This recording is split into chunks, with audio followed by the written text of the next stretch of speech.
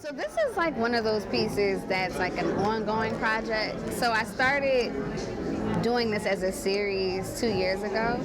It was meant to be a social media piece where I would kind of use my social media spaces as a sort of curation within itself. So using it like its own museum, I started with this hashtag called the Shame Study.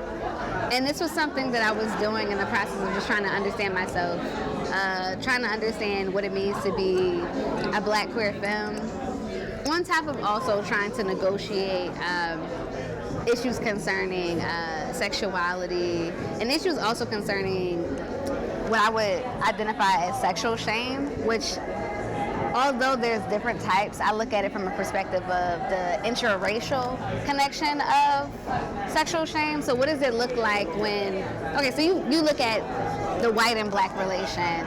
That can be a very othering experience, but what happens when you feel othered among the people that you're not supposed to feel othered around?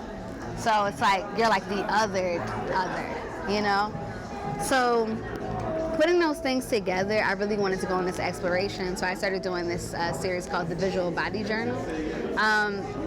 This piece was actually the day that I had gotten my tattoo. I'm from Philadelphia originally, and I take Philly wherever I go, but one of the things that I really enjoyed about just the terminology John, this is just something that we use to describe persons, places, and things.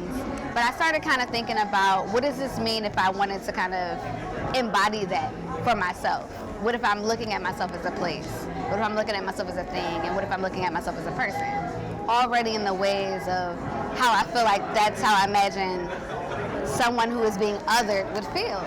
So this is where I got the idea and the concept from, and it's still ongoing. I'm still working on it. This was over the summer, but yeah, it went from the Shame Study to the Visual Body Journal. I'm going through a lot of like this process where I've looked at other artists from Carrie Mae Weems, Adrienne Piper. These are all women who have kind of seen themselves through an othered lens, but sort of reappropriated what it meant to be the other. So what happens when you know that you're the other, but you want to kind of identify with that, subvert the idea of feeling strange to yourself? What if feeling strange to yourself is like a type of intimacy? And I think this is a way for me to recognize myself, get more acquainted with myself.